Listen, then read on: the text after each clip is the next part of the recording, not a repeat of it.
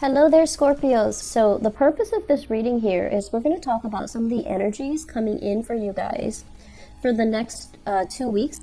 And then we're going to talk about, some of the lessons that can be learned that we should bring with us into the new year to facilitate the transition and to also help us navigate.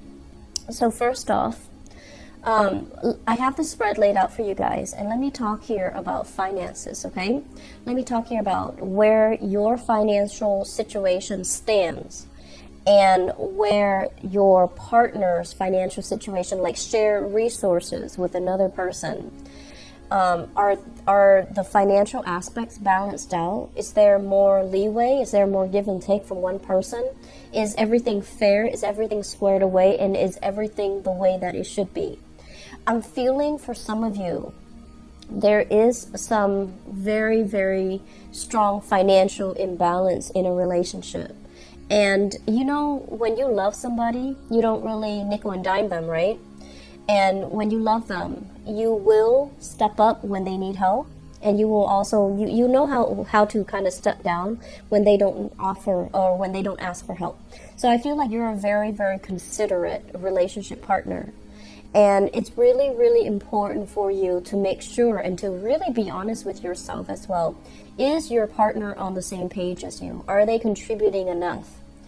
Or are you contributing enough as well? So I feel like there is some massive financial imbalances in the relationship, and it needs to be rectified. It needs to be kind of sorted out.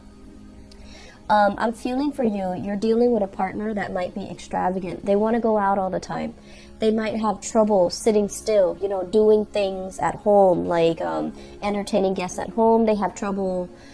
They might feel claustrophobic when they're just sitting in one place and not doing anything, and they like to be seen and heard.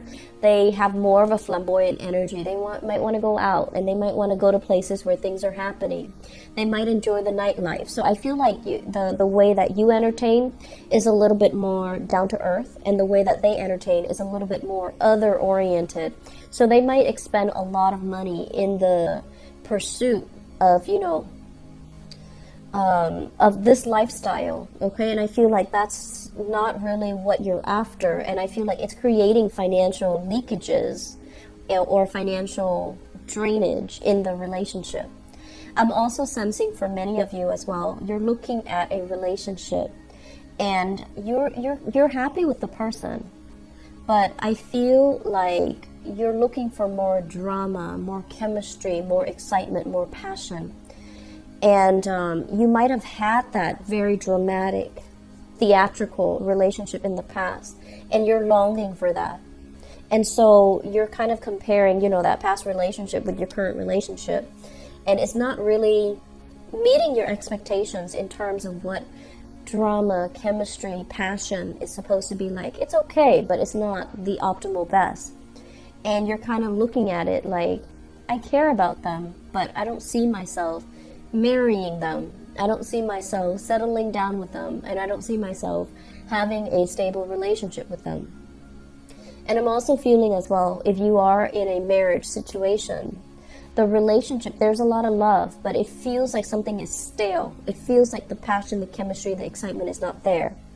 And I would advise you, during the Mercury retrograde period, and it's going to continue until the 23rd of December, reassess things, but don't jump the gun. Don't make any drastic decisions, because there will be a lot of reversals when Mercury goes direct, where you're going to regret these things, where you're also going to feel like the decision was made prematurely.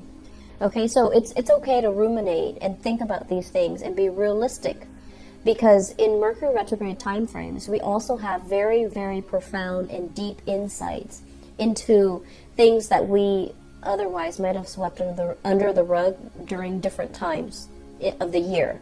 So I'm feeling here for you, ultimately, I feel many of you are going through this major maturation process where you're reinventing, re-identifying what a good relationship means. And I feel like for you, you can grow to love another person. if you respect their financial decision. If someone is very financially sensible, they might not be the most passionate, the most attractive, the most striking, gorgeous human being.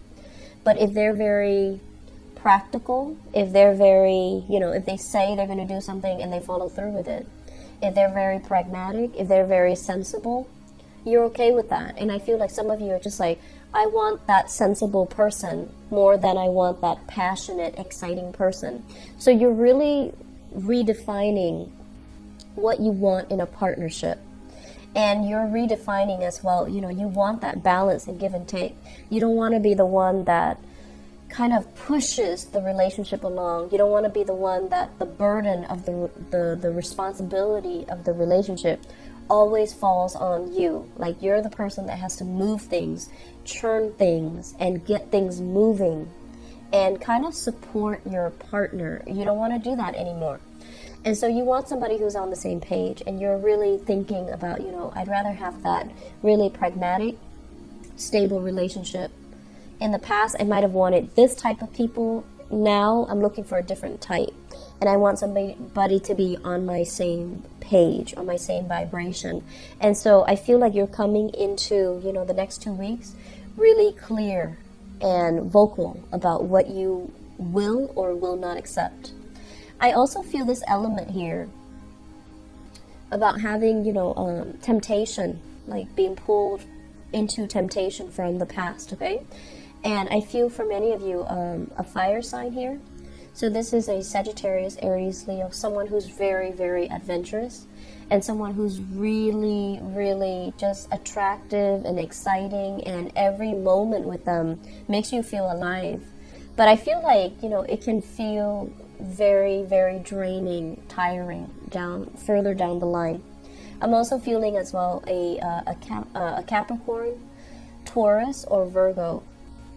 Capricorn, Taurus, Virgo, where I feel like with this Capricorn, Taurus, Virgo, there was a lot of incompatibilities, but I feel like the two of you, there's great chemistry. It just feels to me like you had a partner from your past that you were constantly trying to appease, trying to please, and then the other person just, never, just might have taken it for granted. It could be a fire sign or this earth sign, but I feel like the person just never, reciprocated. And so moving forward, I feel like you're looking for something more substantial. You're looking for more reciprocity. You're looking for more stability, okay? What I'm also feeling is, I'm just sensing, they say here, like a dysfunctional family. So there might have been as well, blended families from your parents. So your parents might have been divorced, and now there's like stepmothers, stepfathers in the picture. So there's a lot of just, I feel like an uncomfortable energy when it comes to parents. And then I'm also feeling, they say dysfunctional, so I feel like in your own family unit, you might have had children out of wedlock. You might have had to do co-parenting with another person. And so there's a lot of confusion here. I'm saying I'm hearing somebody say mom, and then 3 women turn around and they're not really sure who is calling them. And then I'm also hearing dad, and then 3 men turning around and not really sure. So it creates a lot of confusion because there are so many people with the same titles, as is the nature of a blended family, right? So I'm feeling like for the younger kids, the grandkids, or even the new people in the household, they're just kind of confused. Like, who are these people? How are they related? So I feel like there's a lot of family functions where things can get a little bit awkward, but also comical. So I feel like, laugh it off. It's not going anywhere. Family members, they're not going anywhere. Laugh it off and just have a good time. So I feel like there's a lot of potential here for healing. There's a lot of potential here for, just finding that sense of humanity in everybody. And there's also potential as well for you to really figure out, financially as well, how to sort things out, and square things away in partnership so that things are fair between you and your love partner, or between you and your business partner. So what lessons can we learn moving forward? Can we take away from 2017 to help us transition into 2019? I feel like for some of you who have been kind of holding on to a property, you kind of need to let that go, okay? I feel like it's time to relinquish property, to sell property, and I would recommend that you try to, take care of that in the 2018 time frame. If you've been thinking about it for some time, try to do that. I'm also feeling as well, there's a need for you to kind of get out there and socialize more and connect with more people. So I feel those opportunities are going to be coming in. I feel like the major lesson is for you not to sequester yourself, for you to realize when things are not working and to try to move on. A lot of the problems that fixed signs and Scorpio, Aquarius, Leo, Taurus have is their inability to let go. And I feel like for you guys, it's stamped all over your relationship sector. You care about somebody, you like somebody, but they're not the best optimal relationship partner for you. It's really important for you to let go, okay? It's important to let go, because I feel like if you find yourself financially drained or financially short all the time because of this relationship, it's because it's karmically telling you that, you're not meant to be with this person. And if it has been, an ongoing thing for years and years and years, and you're not doing anything about it, I feel like it's just a time for you to let it go. And then I also feel as well, there's a need here for, one person to take care of another person, and relationships need to be very two-sided, it's a two-way street. One person cannot give all and feel depleted and feel resentful. So I feel like you need to kind of balance things out a little bit in that department as well, okay?